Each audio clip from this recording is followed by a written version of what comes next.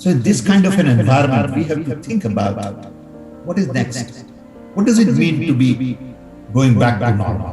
What is new normal? I think everybody wants to go back to what it was. And I am saying, look, that doesn't work. Right. And we need a new design. Until you design it differently, you are not going to be able to solve all the problems we have. Thank you for joining the Change I Am Possible, which is India's first future tech podcast. And today I'm delighted and honored to have with me Mr. Sam PITRODA, who's known as the father of India's computer and IT revolution.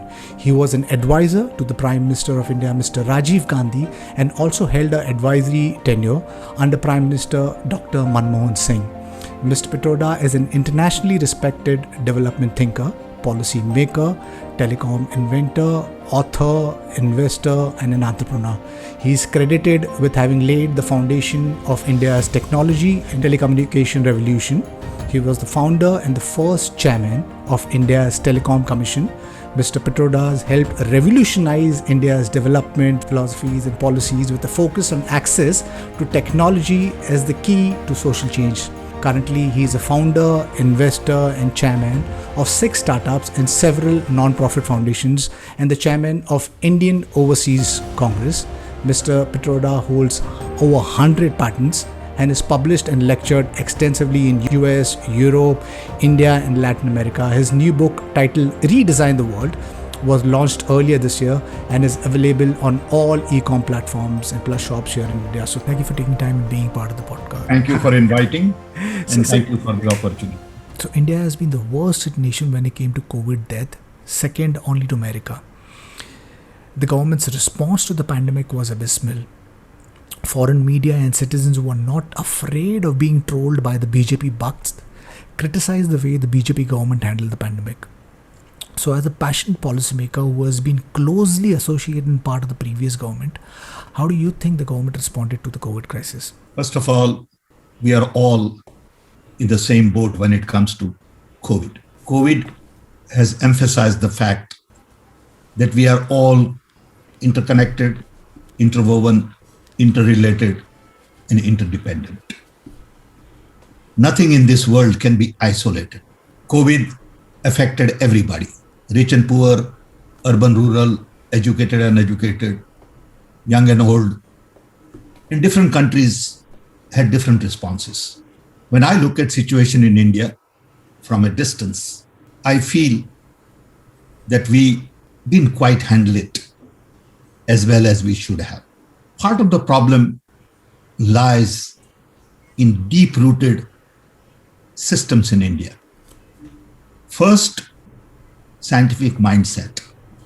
To handle something like this, you need scientific mindset, logical thinking, rational approach, belief in science and expertise associated with it, and not listen to religious sentiment. Need of the hour. I mean, 2 things that come to my mind. One is Kumbh Mela, another one is elections.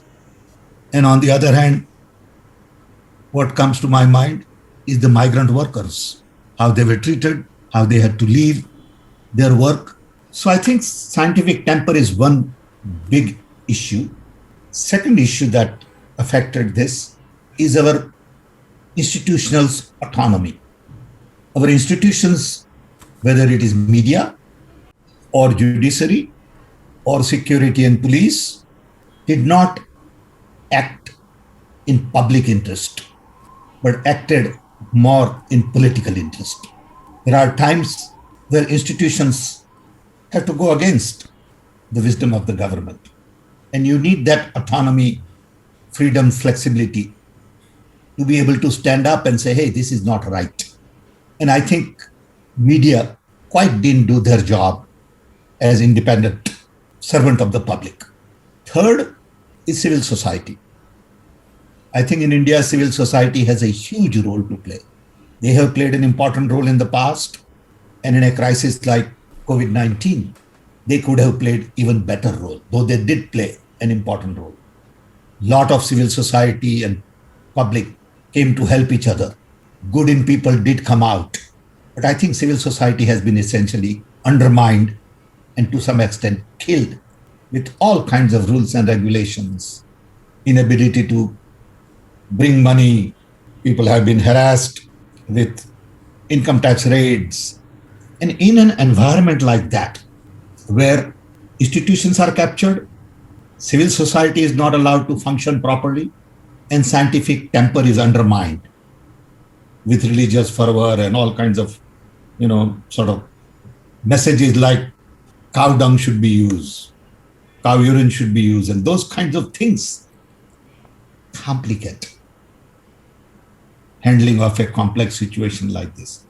So I think, from my perspective, all of these things added to, on top of this, misinformation campaign, lies about how many people died, where did they die. It was confusion, misinformation, and it hurts. So my heart goes out to many, many people in India who lost their loved ones, who suffered through this crisis. And I think we could have handled it very differently. According to New York Times, roughly 4 million people died when government says 400,000. Now, there's a huge difference. So I think overall, public is not happy with the way it was handled. Global community has criticized us a great deal. But at the end of the day, people of India had to suffer. That's all. Right. Yeah, so I hear you, because I think you opened up so many things over here. It's been over a year. It's a year and 4 months since we got into a lockdown and hit by the pandemic. And you pointed out the wrongs of the government, though I do not completely agree, because yes, I mean, I am someone who's got no You political see, the affiliation. point is we all see things in our own ways. Right. Okay, this is my view, doesn't have to be right. Exactly. 100%, Exactly. But this is how I see it. Right. And I'm not very close to it. Right. Okay? Yeah. So I see it from a distance. I do not have any political affiliation to any party. I feel that technology It has is nothing to do with the way forward, and that is something I think can create huge transformation. You pointed out the various wrongs with the government, and I do agree with some of them, because there is a religious polarization. I do believe that when you mentioned that institutional autonomy was not there, there are organizations which, instead of coming together and supporting the people who are disrupted by pandemic, was trying to make money, from the hospitals to the banking industry to everyone. Nobody really cared about the common man. The migrant death data at this point in time, like you've rightfully said, is being hidden by the government, and we don't really know the job loss, which that there's no data whatsoever. Voices are being stifled. I do understand that, but then there I clearly see that there is a scientific mindset and logical thinking with some of the leaders in the ruling party, but there is not a collective effort to look at this problem and figure out to solve this problem. If you were part of the ruling party, or you were with the ruling party, what would be the policies or implementations that you would have suggested, which you think would have created a difference? First of all, my response was not to ruling party. So let's clarify. My response was to what happened in India, because there are states where there is no ruling party. Okay, so don't generalize it. Right. By saying response was to ruling party. Response was to India. Overall, Indian response lacked, according to me, scientific approach, mobilization of civil society, and independence of the institutions. Technology did play an important role, but then technology had played an important role everywhere, whether it is communication, cell phone, testing, evaluation, data gathering, and ability to work from home with broadband connectivity, ability to conduct some amount of education. So all of that helped. Without the kind of technology we have today, it would have been even worse. So that's given. I don't think that's for debate. It has nothing to do with how we could have done anymore. It has to do with what do we do going forward. I don't think one person can come up with one set of ideas and change things around, because you need political will. You need support of the government, non-government machineries. So to answer your question, if I was there, I would have focused on more scientific thinking, constantly go to the media and at a national level as a leader or on behalf of the leader in every state, every district, not just Prime Minister, and say, look, there is a science behind it. Gaumutra is not going to solve your problem. Puja is not going to get you out of Corona crisis. Mantra and artis will not result in anything. You need masking, you need social distancing, you need to wash your hands. This is the science. So stop believing in hoodoo science. Right. Yeah, fair enough. I would have mobilized all voluntary agencies, supported them, told them that for a year and a half, don't worry about funding. Bring funding wherever you can. We will not question you. Okay, it is not the time to scrutinize what you do. It is time for you to rise up and help community. Go and help people in the field. And three, I would have said to institutions, your responsibility is to public and only to public right now. So give right data, bring right thing in focus. That's what I would have done. That's what anybody would have done. How could I identify three problems and say I won't address those three problems? Those are the three problems I would address along with other things. Right, I completely agree with you that yes, there was no genuine effort by the government to help the community, because what they did was the opposite, because they were trying to hide the data of the death of the migrants or the job loss and so many other things. Now, there's various governments around the world came up with a stimulus package to support its people. In the US, there was a direct cash payment of $1,400 to every individual. India also came up with an Atmanirbhar Bharat fund. It claimed to be a 20 lakh crore package. But as an SME, I've got stories of so many startups who were deeply disrupted, had to shut shop. I was among one of the startups who had to shut up my traditional business, and I incurred huge loss. And there was no support. The only thing that came out was banks gave extended moratorium, and what that did was something which was heavily tilted in the favor of the bank, and it was basically another way to squeeze out more interest from the startup community and everything. And the startup community was only getting loans, and the biggest chunk was going to some of the biggest companies in the banking industry. Would you like to share your views on the government's 20 lakh crore stimulus package? And first of all, I don't know enough about it, except whatever I read in media on and off, which sometimes I don't believe.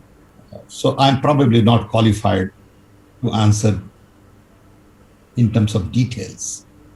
But at a macro level, I agree that you need massive stimulus package like we had in the US. And you also need ability to execute that. Just announcing doesn't get the job done. How do you implement a program like this when institutions are crumbling? And all of this is interconnected. When media is captured, how do you execute on a massive program like this? It's a big challenge.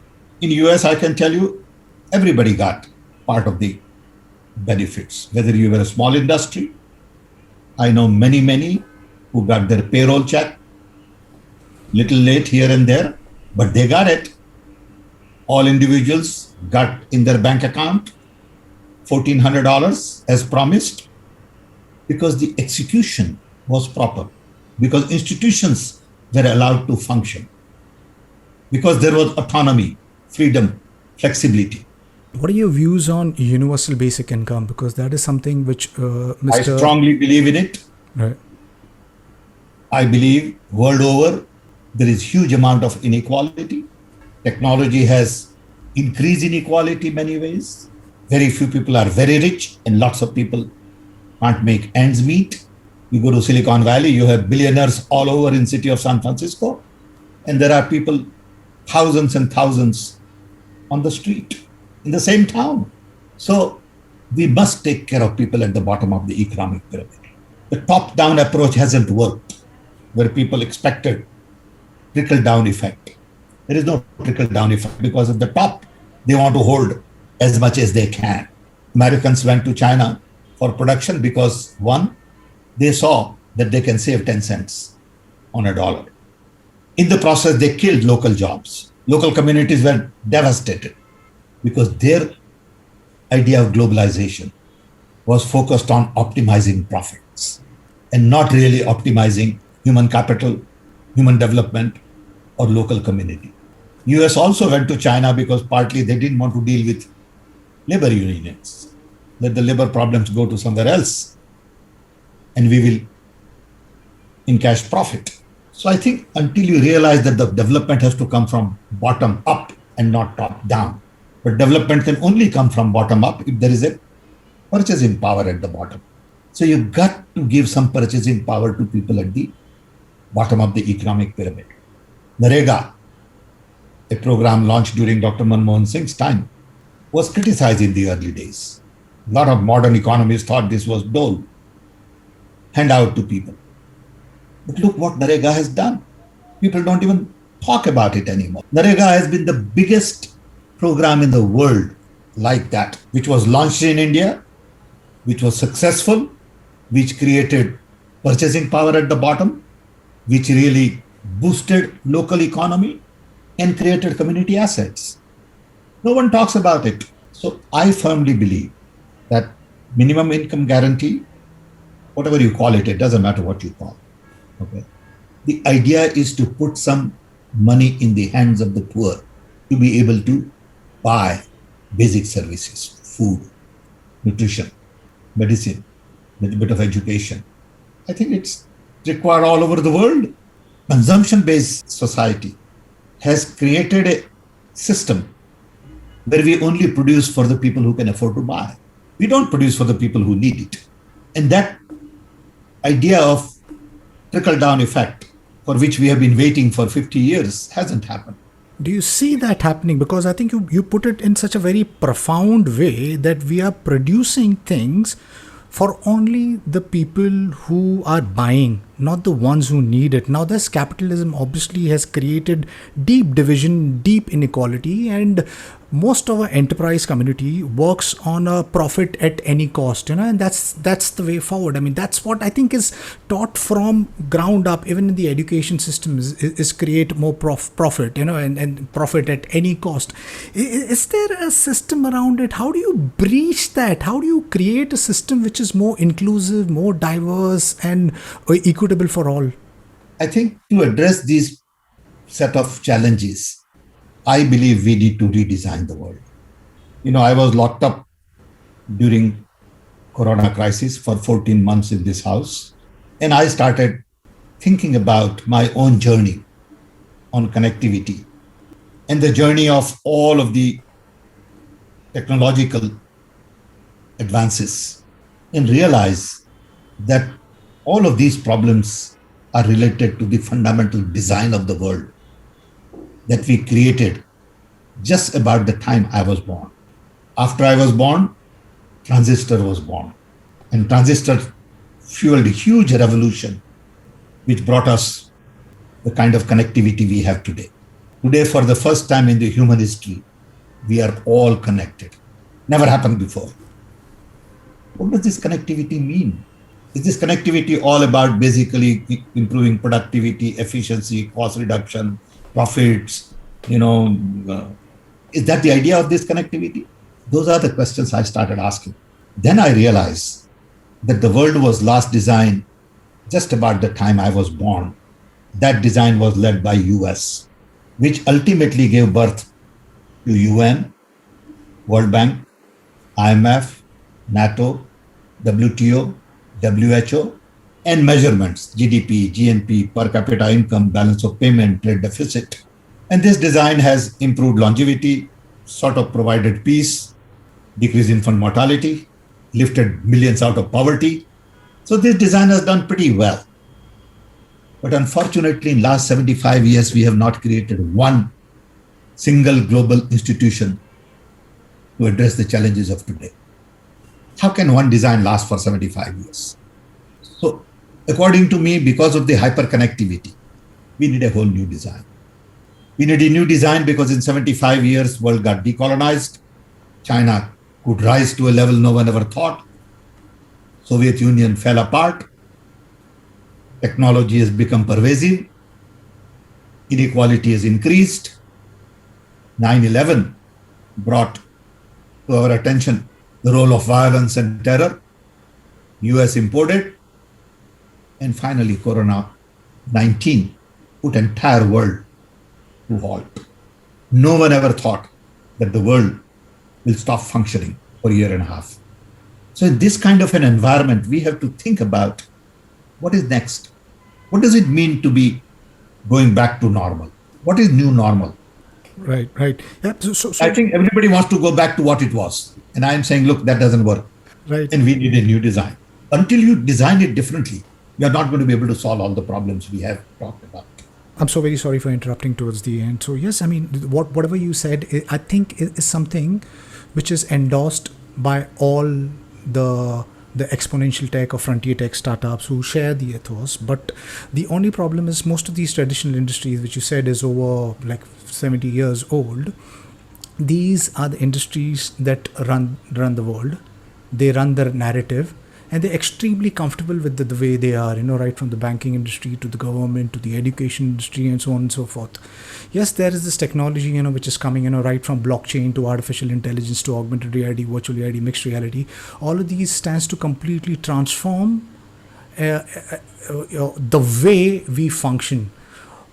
But do you think the traditional companies will allow something like this? Because I'll just give you an example of the banking industry. With the banking industry, obviously, there's blockchain, and blockchain has come with decentralized finance, which says that you'll create a financial ecosystem which is equitable for all. But then that also says that the banking industry is going to be disrupted. So somehow I don't understand why that conversation shouldn't be that there's this new technology, rather than being hung up of the 70 or 50 years old tradition. Can't we just iterate and adopt and accept something which is new and move on with the times? But most of the traditional industries don't want to give away. So they will die. So they will die. IBM did not adapt. So there was Apple. So there was Google. So there was Amazon. So there was Facebook. GE didn't adopt. So they will die. That's not a problem. If banking don't adopt to it, banking will die over a period of time. New banks will emerge. I'm not worried about industrial outlook. You see, we tend to see world in terms of manufacturing, industry, business, because we only want to optimize profit. Yeah. These are the institutions to serve people. So I think we need to, that's why, redesign the world in terms of what we value. What do we value? Do we value profit or do we value human development? See, Corona crisis tells me that there are only two important things in the world and not three. Business is not part of that. What are the two important things? Planet and people. Planet doesn't need us. We need planet. So we must take care of planet first. That means clean air, clean water. I was looking at landslides in India because of the recent rain. And it is so obvious that there is landslide because there are no trees, because we have cut all our trees. So of course there will be mudslide because we have not handled our environment well.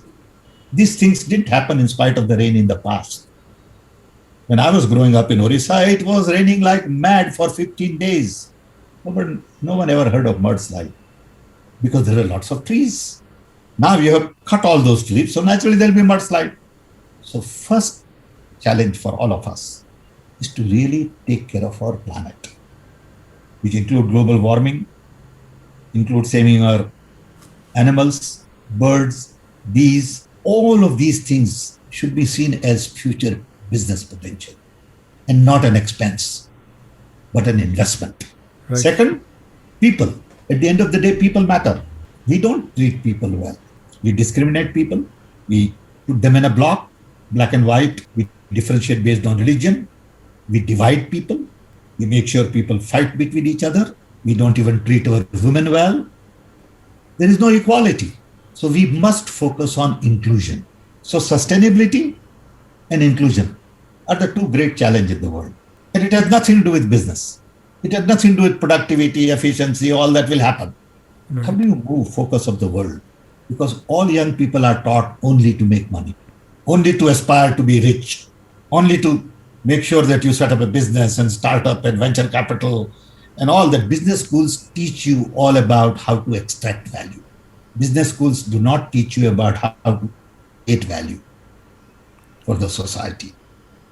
Right. So I think lots of things have to change, and that's what this book is about. We will get into the book. I mean, yes, you rightfully pointed out with the problems, and you said there's not three, but there's only two things. The most important thing in this world, and there's the planet and the people, and not business. But if you see, unfortunately, the entire world is extremely economically driven. We do understand, we do really know the climate crisis is real. It's causing real problem. Here in India, I mean, from Delhi to Bombay, I believe that there is 22 of the most polluted cities happens to be from India, but then there's no desire or intent to make a change, because change, I believe, comes the most difficult. Nobody wants to. We all talk about change. We all talk about sustainability, inclusivity, diversity, and these all sounds nice and fancy words. But when you're doing it yourself, it doesn't come. Most of you have to realize these are not nice and fancy words. That is the problem. These are not nice and fancy words. This is your future. You take pick. You have to decide what you value. At the end of the day, life boils down to what do you value. Would you lie for profit? If answer is yes, you don't value truth. Would you cheat? People do that. So do you believe in truth, trust, love, fellow human being, inclusion, democracy, diversity, freedom? I think ultimately life boils down to this. If you don't believe in it and you believe in profit at any cost by murdering somebody, I have nothing to talk to you about. So you have to first decide what you believe in. Today, everybody believes only in profit, right, at any cost. I will hurt you if I can make 5 more cents. Then I have nothing to talk to you about. Go do it. I'm not party to it. Right. Yeah, that is the sad state of the world, because we are But we don't have leaders who believe in it. Right. Don't have Gandhis and Mandelas and Martin Luther Kings of the world. So our role models are who? You ask a kid, what do you want to be? He would say Jeff Bezos, Bill Gates, because we celebrate 500 richest people in the world.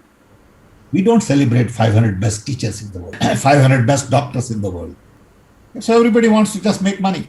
If that's what you want, more power to you. I can't help. Right. Right. You find happiness in that. That's your privilege. Right. Yeah. So yes, I think we're living in a world where the basic of the education is a little twisted, which we push our students, or younger generation, towards creating profit at any cost. And I guess that's the reason we see the climate crisis. That's the reason I think the last couple of weeks itself, there was this huge disruption all across the world. In South Africa, it was snowing, there was rain, heavy rain and flooding in China, Austria, Germany. There was dust sandstorm, and in Maharashtra there was flooding, and there is, it's about creating that difference and making a change. And that is not happening. And that I maybe if we do not make a change right now, maybe we will actually not have a planet, because we are pushing ourselves towards, creating a climate which is getting more and more hot, So talking about your book, Redesign the World, would you like to give, what would be the mandate?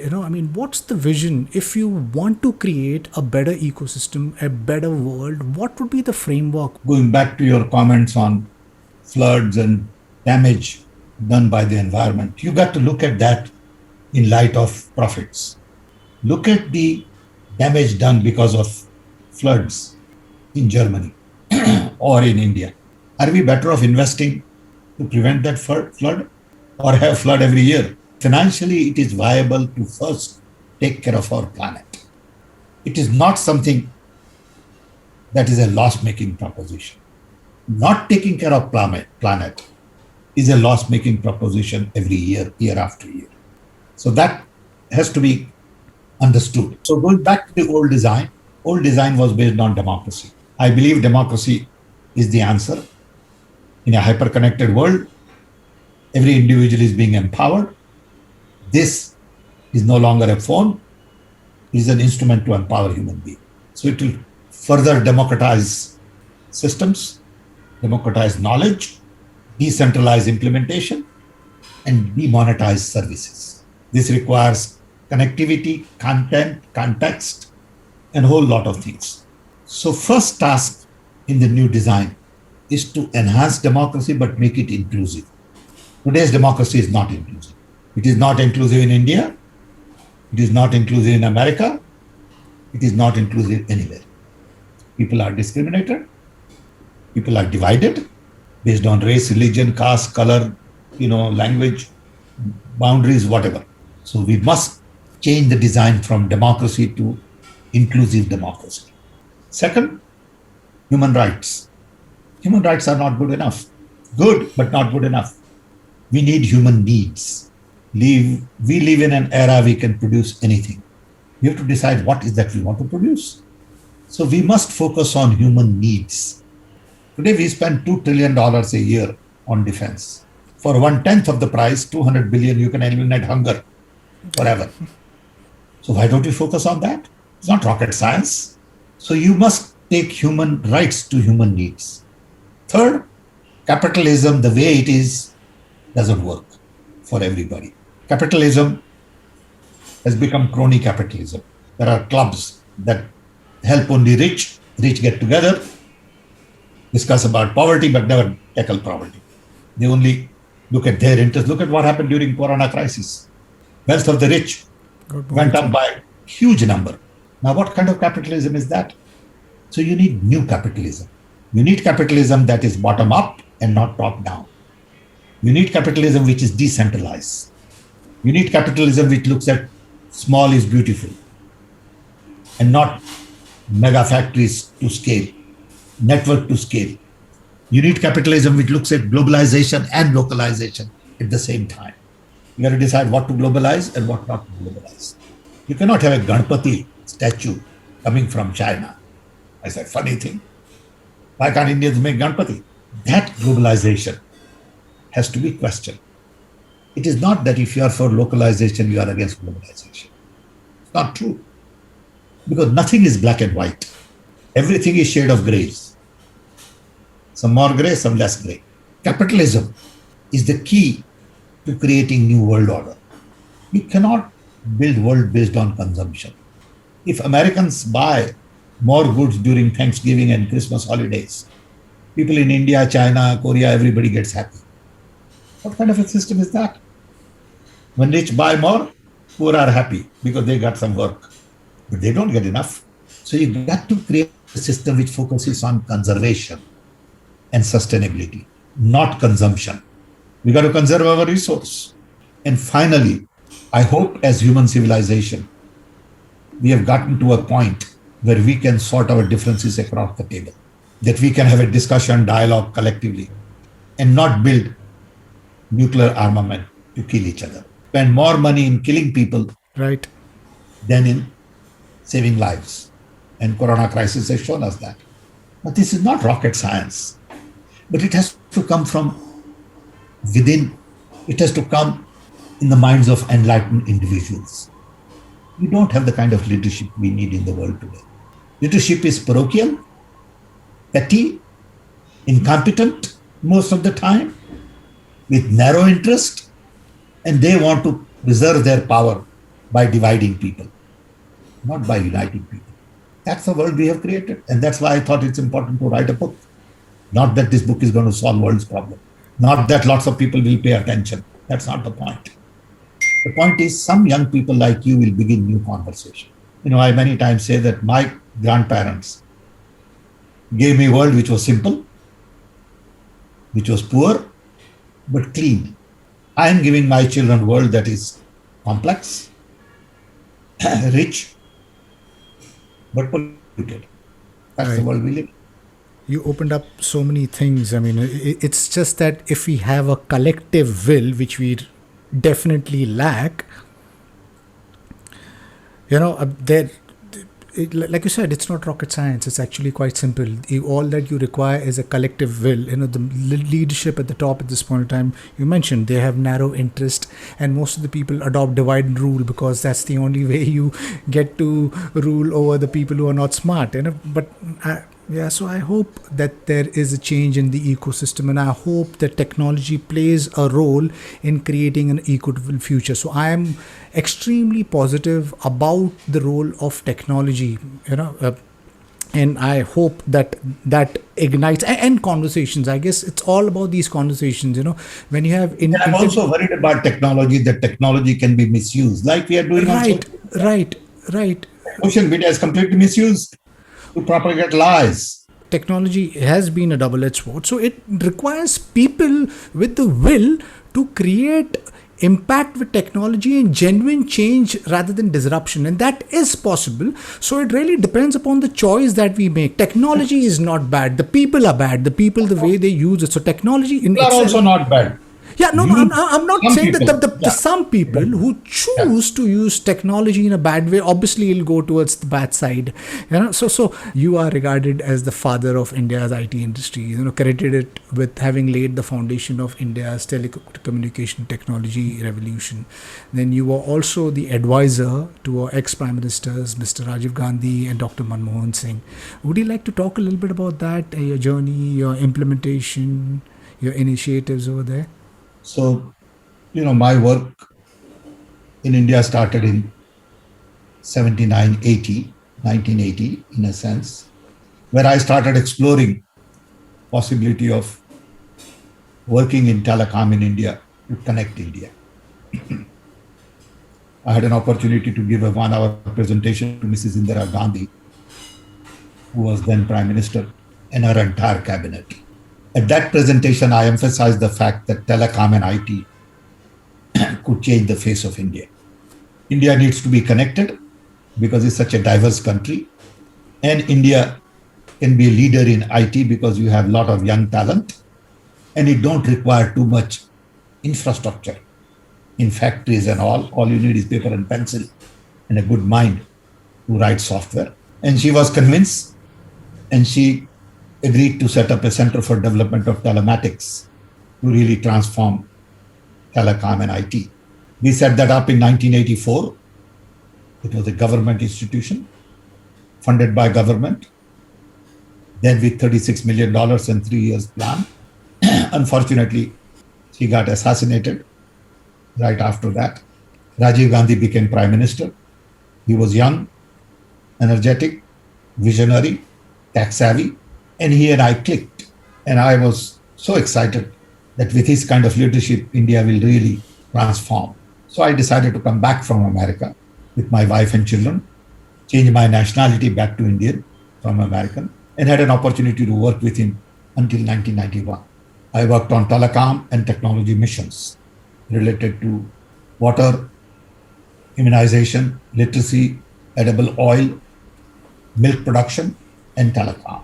In those days, we also looked at environment as a potential mission, housing as a potential mission, and floods and drought at the same time as a potential mission. But the idea was to use technology to solve large problems of the population at the bottom of the economic pyramid. I had great time, romantic time, did a lot of interesting things. As you know, then we had 2 million telephones, and it used to take 10 years to get telephone connection. Now we have 1.2 billion phones. Then we had zero software export. Now we have 180, $200 billion worth of software export every year, year after year. India has been transformed because of this. We got a lot of foreign exchange reserve. Our Indians went abroad, made name. You look at Silicon Valley, it is full of Indians. You look at some of the biggest companies in the world, like Microsoft, Google, are run by Indians. You go to Singapore, there are 5,000 people from IITs and IIMs. So the contribution of the seed that we planted then is huge, not just nationally, but globally. Then Rajiv Gandhi got killed. I had a heart attack, quadruple bypass. I had run out of money. I had 2 children ready to go to college. So I decided to come back to US after Rajiv Gandhi's death. I did work with VP Singh, Chandrasekhar, Narasimha Rao, Devi Gowda, Indrajit Gujral. I worked with all of them as advisor on paper, but didn't do much in those days. But when I came to US, I didn't have a visa to come back because I had given up my nationality. So I came as a tourist, but you couldn't work as a tourist. So I had to set up a business in my wife's name, worked on that, rebuilt my life, then went to London and set up a bank to privatize telecom in developing countries with the help of UN. I ran a bank for 7 years called World Tel. And then once again, when Congress came to power and Dr. Manmohan Singh became Prime Minister, I first became advisor or member of the National Advisory Council with Mrs. Sonia Gandhi, and then worked on the next phase of development. By then I realized that telecom and IT is done. It's on autopilot. Indian entrepreneurs have taken over and they were doing a great job. And it was really work of large number of people. We planted seeds, but young Indian talent, local entrepreneurs, government policies, all of that had to help to really get us where we are. The next big challenge I thought had to do with 3 things. One, education, education, education. We needed to really set up a national knowledge commission to provide a blueprint for education for the next 20 years. Then we had to digitize India. So we said, let's create fiber optic network to connect 1,100 nodes to connect all our universities, all our libraries, and all our science and technology institutions at the cost of $3-4 billion. Then let's connect all our panchayats, 250,000 with optical fiber. So a lot of these programs under the name of information infrastructure we launched. Digitization of India was part of that core network. And then finally, we had to promote innovation. So we declared 2010 to 2020 as a decade of innovation. Innovation not just in products and services, innovations in processes, governance, education, health, agriculture, create innovation culture, innovation at clusters. So we did a lot of that. And then again, when Congress lost, I didn't see wasting time in India. So I came back to US again to put my life in order. So that's my quick journey. Thank you for sharing your journey. It's been it's not a journey which has been smooth. It has its own ups and downs. Because normally when you read about someone who's successful, you have a idea that everything has been smooth sailing. But you said that things were ups and downs, and it's been my highs have been very high, and my lows have been very low. Thank you for laying down the foundation of what we now use and are so can't do without. Credit goes to lots of people. Credit Right. goes to lots of people. Right. Nothing like this can be done by one person. Right. And lot of young Indian talent must be complemented. Lot of Indian entrepreneurs must be complemented. Government policymakers must be complemented. But at the end of the day, Rajiv Gandhi provided political will needed to plant the right seeds. Yeah, I think that's what we need. What we need is a will. And you said in the beginning of the conversation that we live in a world which is interconnected and hyperconnected, and connectivity plays such a huge role. Right from your mobiles to social media. It's given us the opportunity. Today, because of internet, you could be sitting in an urban area or rural area. You have the same knowledge which has, everybody else has got. So only thing that stops you is the desire and intent. There's something called as MOOCs, massive open online courses, which is education for free. So I believe that because of the accessibility of technology, I mean, you have the opportunity to create business sitting from any part of the world and create businesses that actually touch lives of billions of people rather than just running behind profit. Now the technology, like I mentioned, it's also got its pros and cons. I mean, there is obviously right now there is what's going on here in India is Project Pegasus. That how the government is snooping on its journalists and also or ministers, including Rahul Gandhi. And what are your views on something like that? Have the ruling party crossed the line? Well, you know the answer, okay, to the question you are asking. You don't use these tools against your own people. In fact, you don't use these tools against anybody unless it was a real terror or a threat to a country or a threat to lives of lots of people. It doesn't make sense to go against your own people in a democracy just to control power. How can you snoop over your own people to control power? What kind of a mind you have? What kind of a heart you have? Can you expect me to believe that you can rule the country? You expect me to believe that you have country's interests at heart? I don't buy that. Anybody who can do things like this doesn't get my respect. Period. Right. Yeah, and there are some really weird things happening on the social media. I mean, I would just like to give this experience which I've seen recently. I was on Mr. Rahul Gandhi's Twitter page, and he tweeted a simple tweet which said that, what are the books that you're reading? I mean, and the tweet got some really negative response. There was like thousands of trolls, and I just couldn't understand what was going on. But then I realized that, there is, Facebook has taken down 1.3 billion fake accounts. This year, down from 1.7 billion fake accounts in the corresponding quarter in 2020. Prime Minister Modi has 60% of the followers, 60% of the followers are fake followers. So there's something weird going on. I hope that... There's nothing weird going on. There's nothing weird going on. It's very simple. Yes. See, it is, the problem lies in the fact that you have unauthenticated behavior. So when I do something, immediately trolls get on to me. I don't pay attention because I know they are all fake. I know that they are all paid. What difference does it make? Somebody says, oh, have you heard this? Somebody's against you. I said, who cares?